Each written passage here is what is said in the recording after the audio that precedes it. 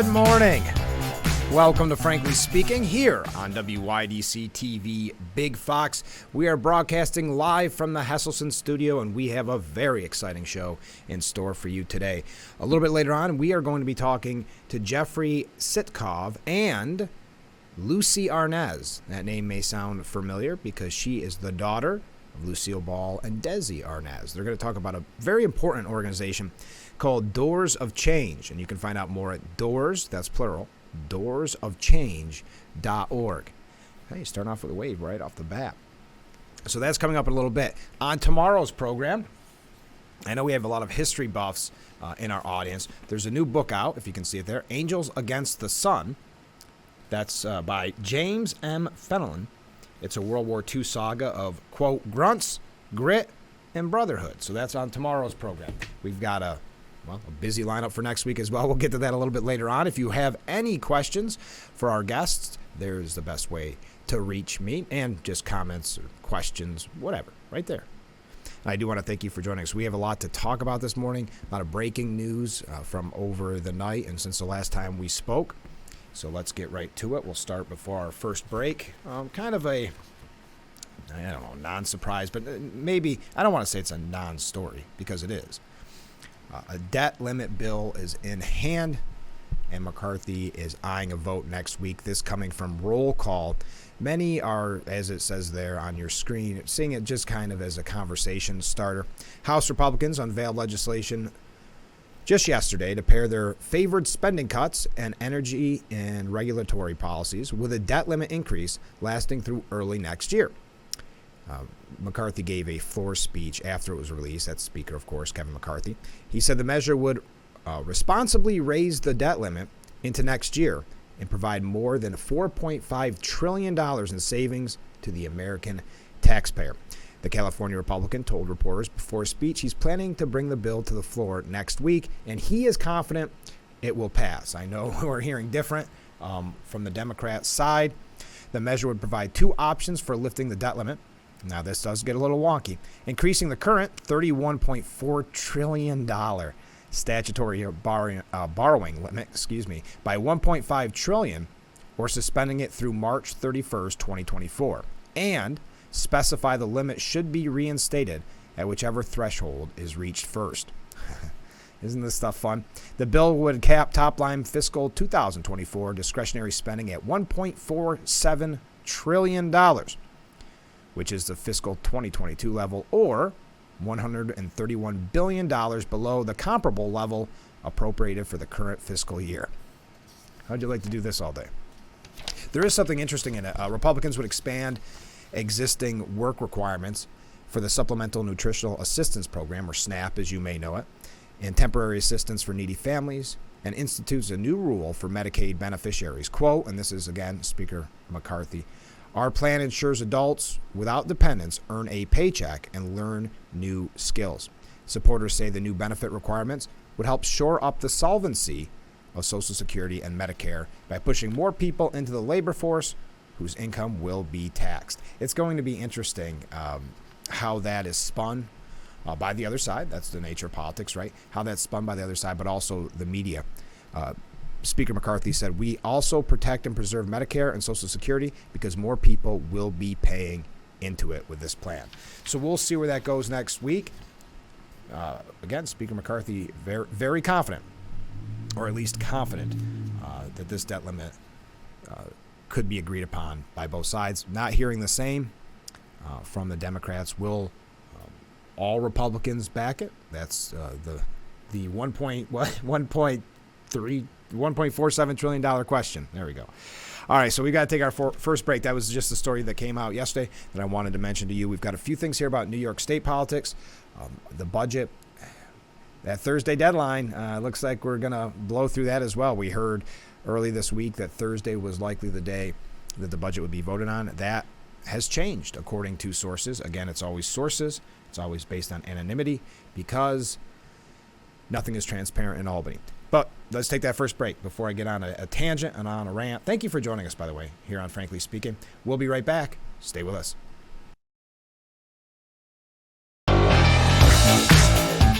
We We are back here with Frankly Speaking on WYDC TV Big Fox, broadcasting live from the Hesselson studio here on Market Street in Corning. You may have heard some of the scuttlebutt about this next topic that we'll be discussing, and that is the IRS whistleblower who is alleging that Hunter Biden is basically there is, what's the word I want, preferential treatment, perhaps is the best way to put it. An IRS whistleblower has informed Congress that he wants to come forward to reveal a cover-up, that's a good word, in the tax evasion investigation focused on first son Hunter Biden. Now, depending on what news source you use, you may know nothing about the Hunter Biden case. It's interesting. I was reading a piece earlier today where there was a lot of disappointment from reporters when that case was settled by Fox News, because they were, at the courthouse there early in the morning, and they were just disappointed that they didn't have some, bombshell. But why has there not been the same laser-like focus, whether it's the media's focus on Trump or DeSantis now? Why is it ignoring or completely covering up, again, to use that term, by the media, the Hunter Biden investigation? But a lawyer for the official told a group of congressional committee leaders just yesterday that he wants to expose preferential treatment and false testimony to Congress by a senior political appointee. Now, the unnamed whistleblower, of course unnamed, is a career IRS criminal special agent, who has been overseeing the ongoing and sensitive investigation of a high-profile, controversial subject since early 2020. The attorney Mark Little wrote to 9 members of Congress. Now, Hunter is not officially named in the letter, but a congressional source confirmed the complaint pertains to the first son, who reportedly borrowed about $2 million last year to pay off a tax bill assessed on income earned overseas. I don't know how much coverage is going to come from this. I think if you go to sources that want transparency, that want to get to the bottom of this and see maybe a double standard in how certain presidents are treated by the media and those in government, I think it will be covered. I think it'll be covered heavily. I think there's the side that hopes it goes away, and especially before the election year. Some have said that one of the reasons that President Biden has delayed announcing his re-election campaign, because we were supposed to hear that all the way back in January after the State of the Union, and nothing yet, even though he did kind of hint to Al Roker in a way that I'm sure drove his campaign crazy. The least impressive rollout of a political re-election campaign. But he said, we're just not ready to announce it yet. Some have questioned if the reason there is because the president and the people around him are concerned about these investigations into Hunter. So it says 2 Biden administration political appointees within the Justice Department are working to block charges against Hunter Biden for tax violations against recommendations. An IRS whistleblower, that's what they alleged just yesterday, saying the appointees are engaging in preferential treatment in politics. I think many of us speculated that for a long time, that it was preferential treatment in politics. And again, it goes back to what maybe riles people up the most over this is the double standard in asking the question, if it were, one of the Trump children, how much coverage would this be getting? I think we all know the answer to that, whether you're a Trump supporter or not, whether you're a Biden supporter or not. I think if you are fair, impartial, I think you could see that this was a huge double standard. And also the censorship part of the stories in this. We saw it on social media where the New York Post was censored right during the election. To censor Twitter censored the New York Post and Facebook, and that proved to be accurate. The article in and of itself has been proved to be accurate, and later it took them a long time after, but that was admitted. Hunter is under investigation by the DOJ for tax fraud, money laundering, and violation of lobbying laws. According to the whistleblower's attorney, his client wishes to speak with congressional investigators to corroborate his claims of political interference in the probe, which he has reported to the Justice Department's top watchdog. So we'll be watching this closely. I'm sure that is not the last time we will discuss this issue, but we'll try to keep you as updated on it. Because again, I don't think you're getting that information from too many sources. Depending on where you go, you're not getting it from too many sources. Now, coming up, we do have to take a break. But I'm very excited about this. I know many of you, I'm sure, are I Love Lucy fans. That classic sitcom, I guess you'd call it. Well, Lucille Ball and Desi Arnaz's daughter is going to join us next with Jeffrey Sitkov. And they're going to tell us about a really important project or a really important organization called Doors of Change. And you can find out more at doorsofchange.org. As always, you can contact me if you have any questions, because I mentioned on the program tomorrow, if you are a history buff, I know you're going to enjoy this. The new book out. There we go. We have it right in hand. Angels Against the Sun, a World War II saga of grunts, grit, and brotherhood. And this is by James M. Fenlon. That'll be tomorrow. So if you have any questions about that book or about World War II, I guess, you can contact me right there. Let's take that short break, and then we'll be back again with Lucy Arnaz and Jeffrey Sitkov. So please stay with us.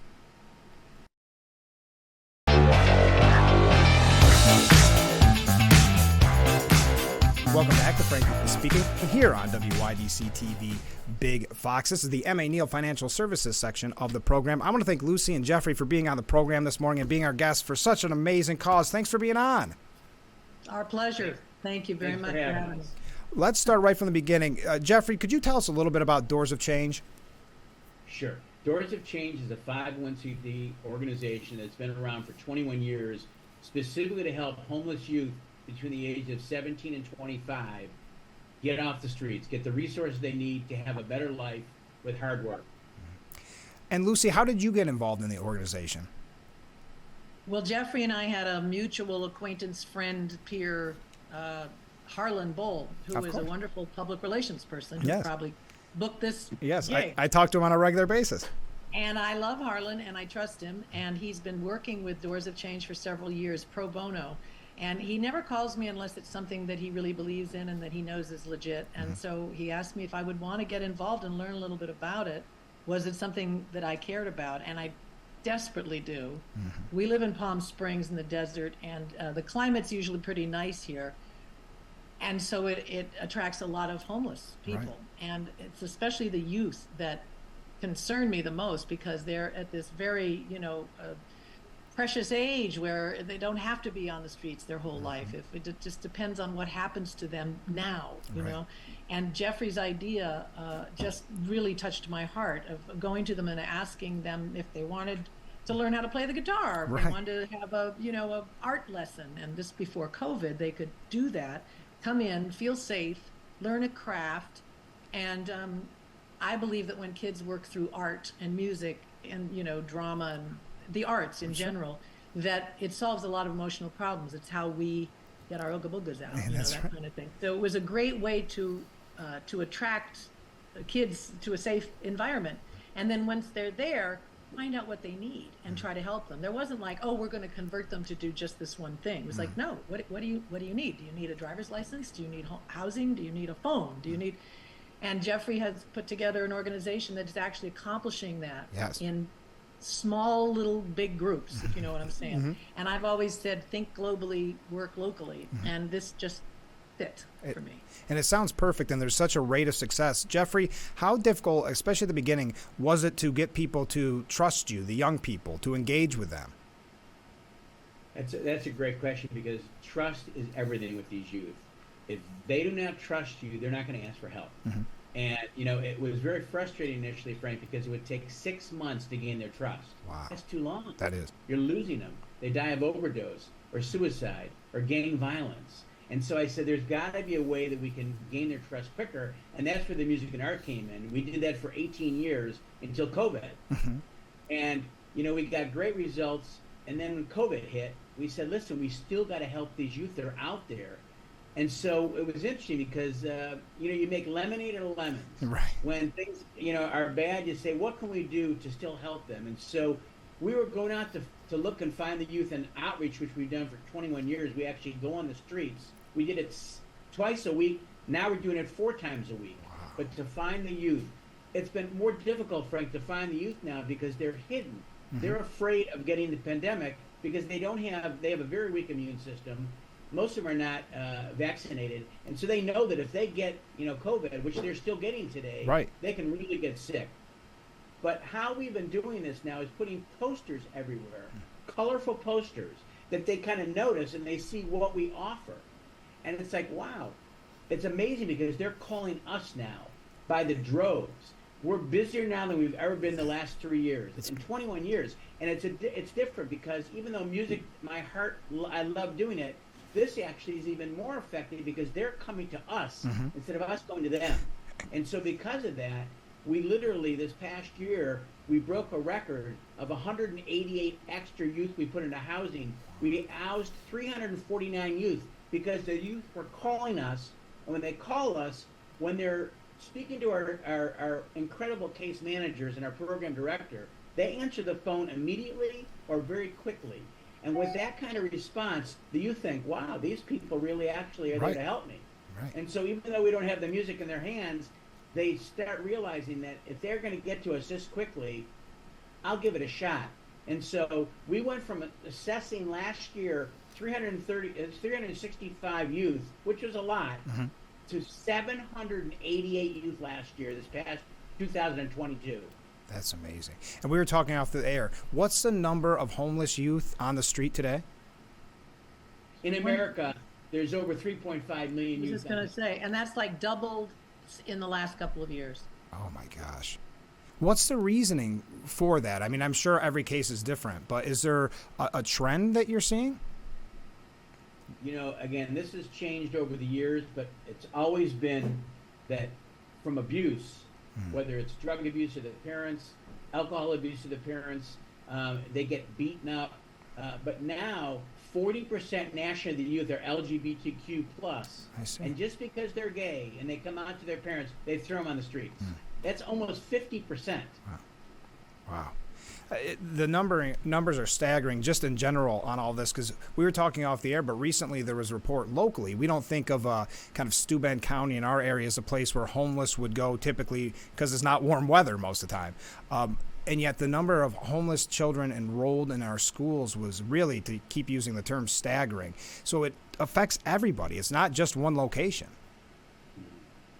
Yeah, that's why I got involved, because I thought maybe if I have a voice, right, and if it's valuable, if it'll get me on your program with Jeffrey, that we can talk to people about the San Diego area and how Doors of Change is working in this vicinity.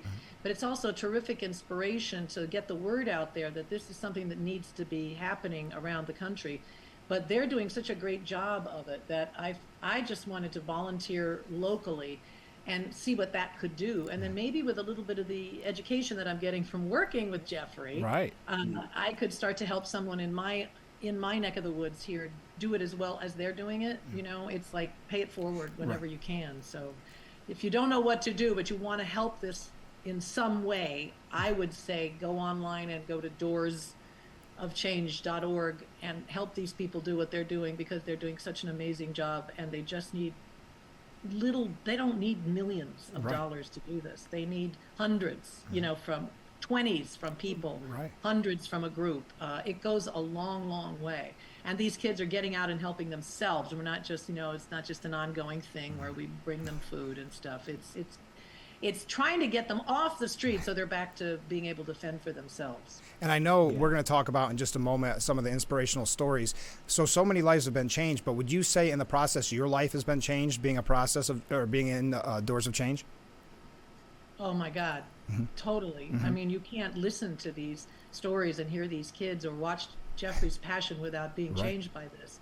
I mean, just the involvement of even learning and digesting all the information and being on certain calls like this with Jeff and saying, wow, I thought I was pretty aware of some stuff, but I really have not been. And it's happening right before our eyes. We pass by these people all the time. And if you're like me, I have kids this age and older, and some kids that actually were on the street for a while because they were deciding, no, I don't want to follow any rules, and well, you can't live here if you live like that. Okay, fine, then I'll just be on the street. Go, well, good luck with that. And I know what it was like for them, and now I pass these young kids and oh my God, it's killing me. And you don't know what to do, but I do know what to do. Yeah. I can actually make a difference because I know about Doors, and I can hook up with them, and they can be making the difference for me. Do you know what I mean? Yes, I absolutely. There's so many causes, Frank, that are out there. and people are frustrated because they don't know who to trust, who to help, where to go to. As far as I'm concerned, the youth are our future, and if we don't get this taken care of with these youth, the adults that we see on the streets in San Diego, between 50 to 70% of them have been on the streets since they were 25. And so, and they're on the streets for 25, 30 years. Yeah. The only way we can get a hold of this, as far as I'm concerned, is to break the cycle with the younger people that still can break the cycle. And the transitional age youth, the 17 to 25-year-olds, they call them the TAY youth, are the most underserved. People don't give them anything because they think, oh, they're adults. They can take care of themselves. Well, they can't because they were never taught by their parents. Right. And they have so dysfunction because of that. But if you give them a little hand up and they can trust you that you're not going to hurt them, they really want to be off the streets and have a better life. And so that's why I tell people, we have a thing called the Angel Team. We actually trademarked from the California Angels. They gave us the name. That's great. This is the truth.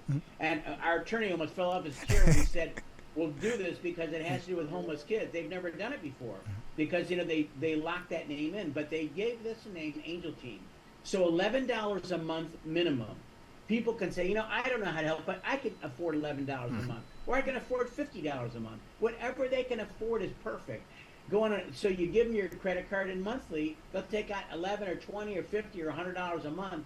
But if you have 1,000 people doing that, we can get a lot more kids off the streets. Yes, we can. We got to take a short break. Stay with us. We'll be right back with Frankly Speaking here on WYDC TV. Big Fox.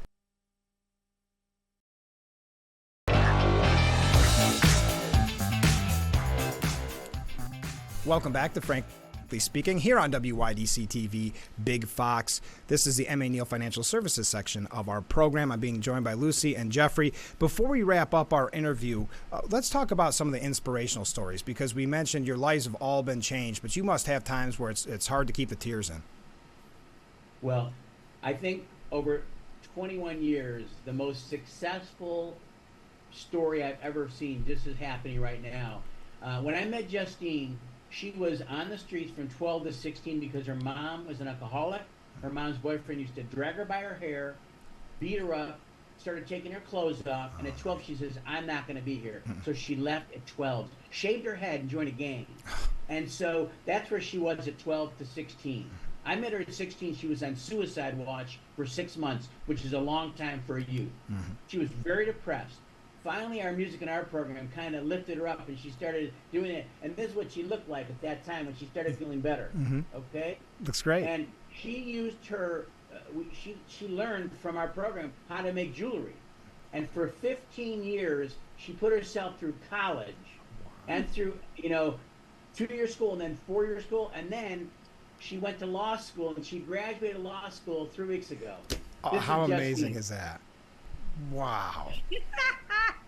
I love that story, Jeffrey. That's just great. That there are other ones too. There's a great video on the website that is just like click on it and watch, and it's all these kids who have been affected. They're not so much kids anymore, and they reflect on what it was like, and how they got help, and they just look like such great people. And you can drive by these people on the street, and you don't want to think of them as people that you would identify with, because then it hurts too much to think of them starving, being hungry, being thirsty, having no clothes, they're cold, whatever.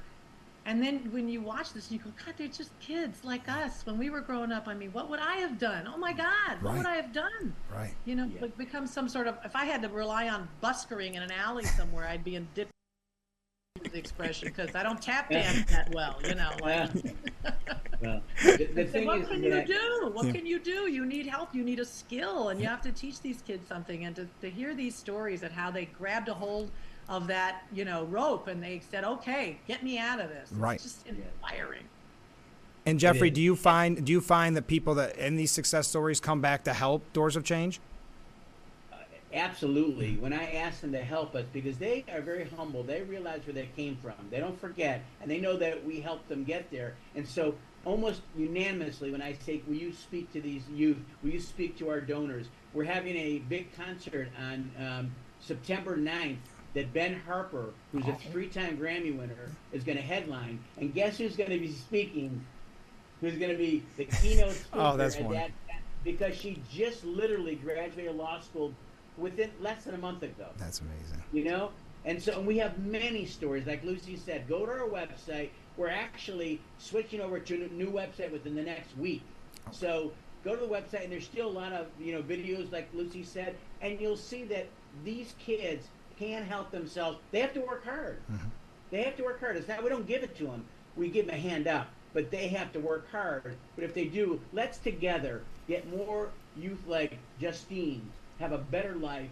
That's why your $10 donations, your $100 donations, your $1,000 donations, whatever anybody can do, really, it's appreciated, because we can get more kids the services they need to get off the streets. And change their lives. Doorsofchange.org. Doors is plural.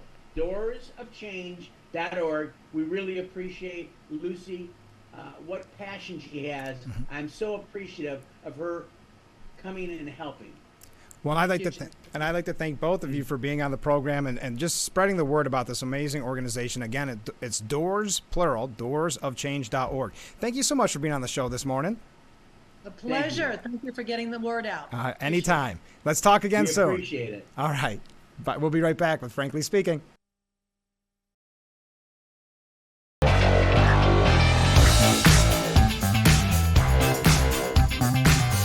Welcome back to Frankly Speaking here on WYDC TV Big Fox. I want to thank our guests again, Lucy Arnaz and Jeffrey Sitkoff.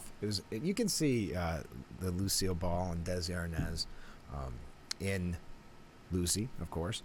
There is the exact website if you want to find out more, doorsofchange.org, doorsofchange.org.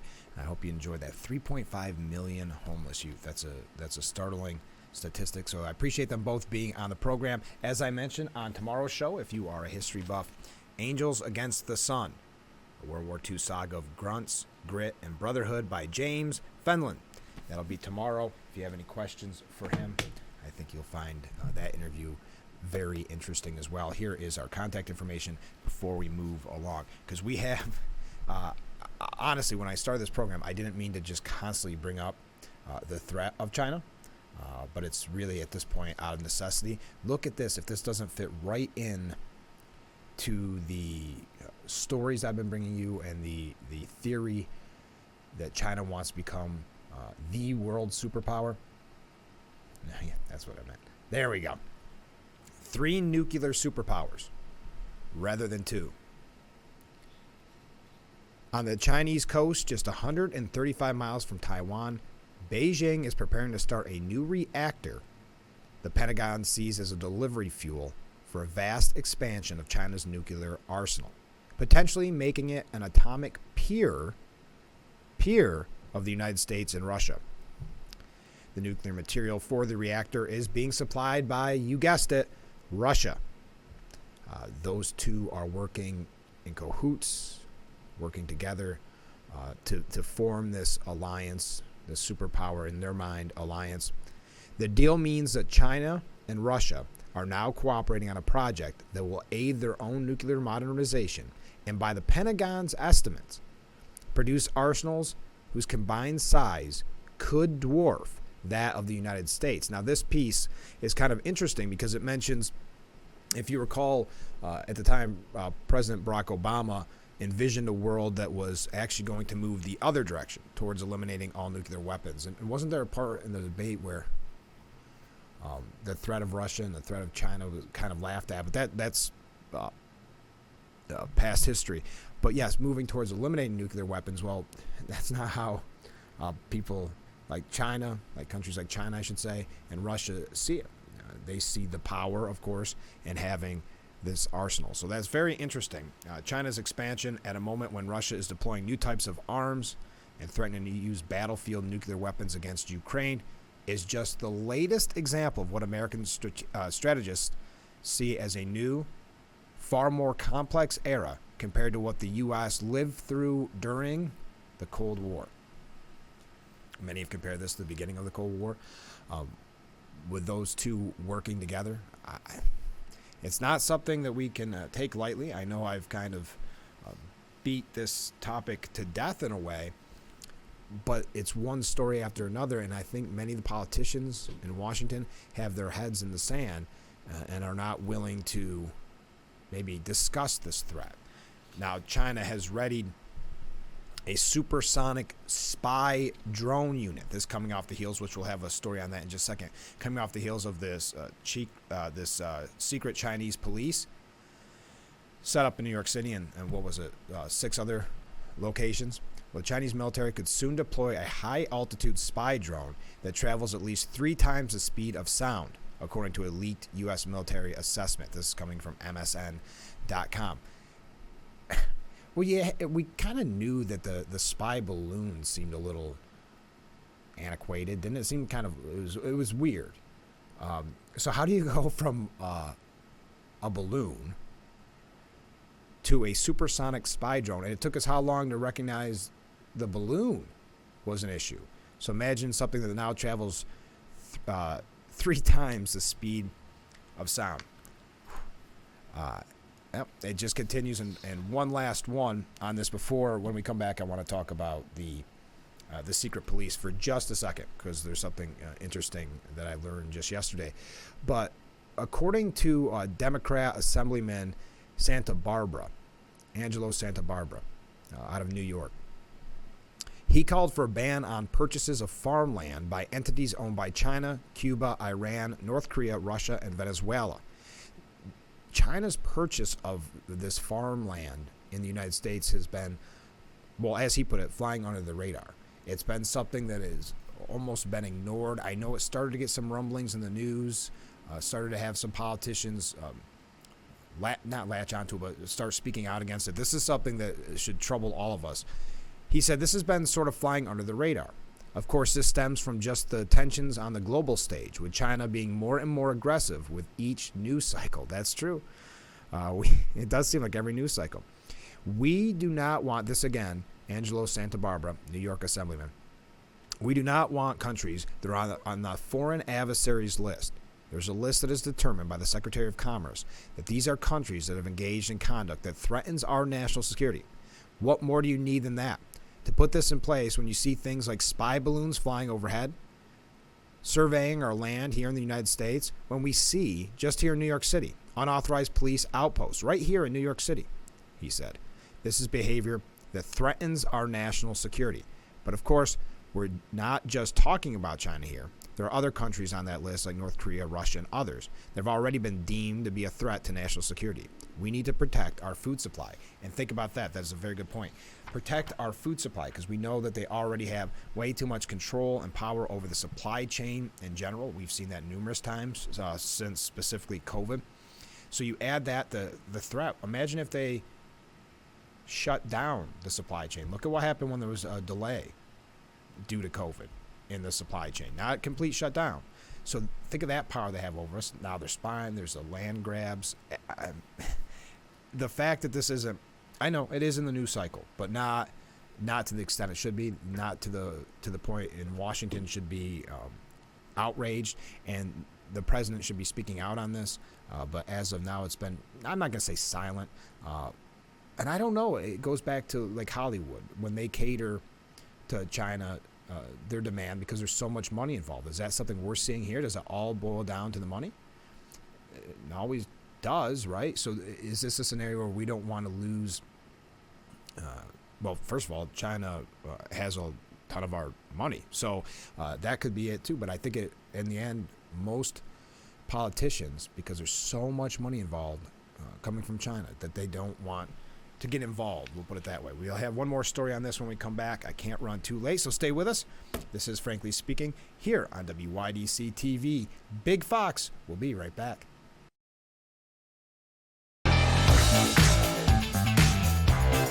We're back with Frankly Speaking here on WYDC TV. Big Fox. So I mentioned one last thing here about the secret police station before we wrap up on this discussion. But Chinese Communist Party enforcers in their secret U.S. network of police stations are ordered, listen to this, ordered to harass dissidents, spy for plots to overturn the regime, and to monitor remarks about the President Jinping's, get this, reference to Winnie the Pooh. I didn't realize this until recently. I guess that's a kind of a, what would you call a protest or a rebellion where they compare President Jinping to Winnie the Pooh. And in case you're curious, I want to help you out. You're saying, I can't think of what the President Jinping looks like or Winnie the Pooh looks like. This is just, again, what they're cracking down on. We go to, there is President Xi Jinping and the problem that they have. I guess it's a form of rebellion. In China, people will compare him to Winnie the Pooh, and that is Winnie the Pooh. So there you go. That's what they're cracking down on. But to crack down on these dissidents here in the United States, they're doing this. Again, on Monday, 2 operatives were arrested by the FBI and accused of spying on Chinese nationals in New York, allegedly working for a Chinese overseas service station in Chinatown in the lower Manhattan, whose existence was first revealed by the New York Post back in October. It's been that long.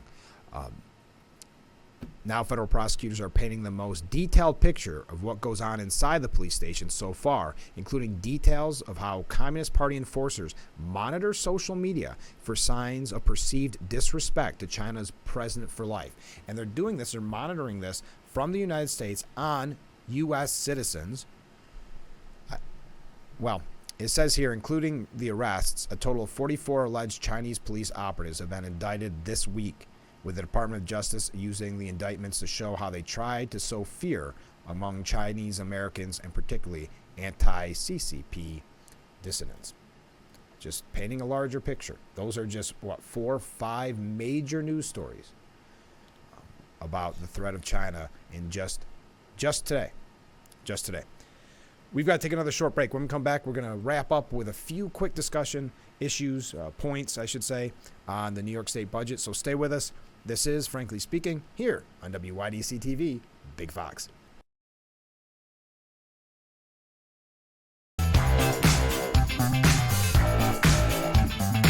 We're back with Frankly Speaking here on WYDC TV, Big Fox, broadcasting live from the Hesselson's studio.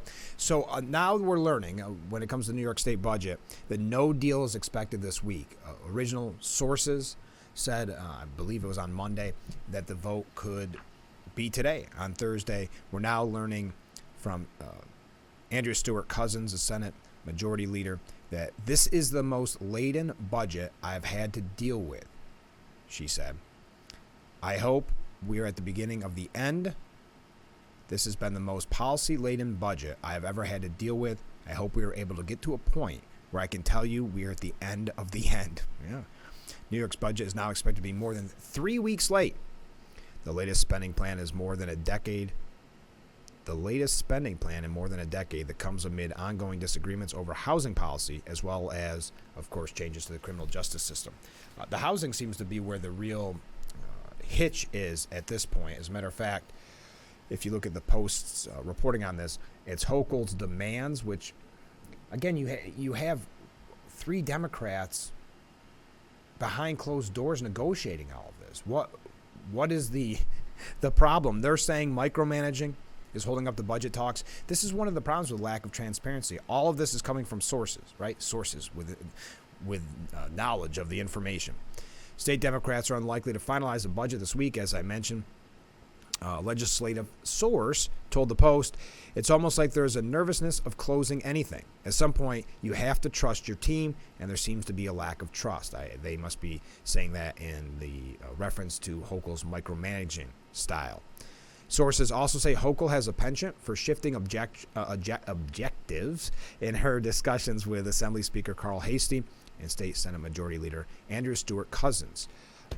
Well, I mean, that does make sense because remember, all of a sudden something was thrown in about, which would have actually been beneficial for the state, but cutting back some of the demands on green energy and where we're supposed to be at certain time frames.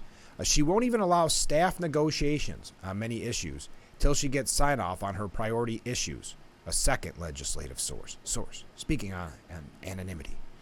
But then she throws in new or added priority issues so staff still can't get work done negotiating. This, again, take it with a grain of salt, all coming from unnamed sources, but that's the problem with the lack of transparency. That's all the option you have is sources. No one is able to speak freely on this. We have to take one last short break, and then we'll wrap things up here on Frankly Speaking. Stay with us.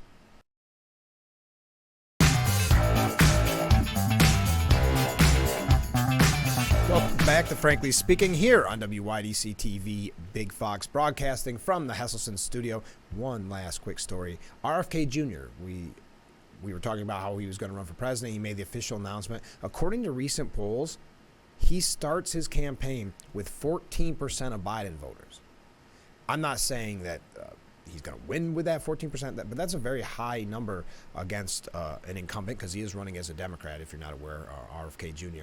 And it's been nothing but negative media attention on him because of his disbelief, maybe not the right word, but his anti-vax is how they always put it, anti-vaccination status. But that's got to be a troubling sign for President Biden, because RFK isn't the strongest candidate. So what does that mean? I think it signals to a lot of people that there is a want for other options other than Biden. Who that is, I don't know. I'll let them decide behind the scenes. It should end up being Biden. We just have not heard that official announcement yet, just that whispering to Al Roker. All right, that does it for us today. It's hard to believe. Again, doorsofchange.org. I want to thank our guests, Lucy Arnaz and Jeffrey Sitkov, for being on the program. That is the organization they are a part of course, Lucy Arnaz, daughter of Lucille Ball and Desi Arnaz. So I thank them for being on the show. Tomorrow, we will have the author of the new book, Angels Against the Sun, a World War II saga of grunts, grit, and brotherhood. And that's James M. Fenelon. That's the author of that book. We'll talk to him tomorrow. As always, if you have any questions, comments, concerns, criticisms, that is the way to reach me. Text or call. The call will go to voicemail. You can leave me a voicemail there, or you can email me. Any of those are very convenient, and I appreciate everybody who has been reaching out and talking about the relatively new program. We are on just a little bit over a month, and I think we've really hit the ground running. I think we've been doing the best job we possibly can. If you think differently, or if you agree, let me know. Contact me today. So yes, tomorrow we have a good lineup as well. Well, I'm sure we'll be talking about New York State budget issues. We'll have a few things here about the presidential race, perhaps. I know they're going after DeSantis, and Trump's people are going after DeSantis. We haven't even talked about the Republican side. We were talking about RFK Jr., 14% of Biden voters right off the bat, even though, as we discussed on the program, a lot of negative coverage from him about him right off the bat before he even announced. So now he did announce yesterday, it is official, and he is running as a Democrat. There's some speculation there as well. Okay, again, that does it for me today. Thank you for joining us on Frankly Speaking. We were broadcasting live from the Hesselson studio right here on Market Street in Corning. Join us tomorrow morning starting at 7 a.m. I look forward to it already. Have a great day, everyone.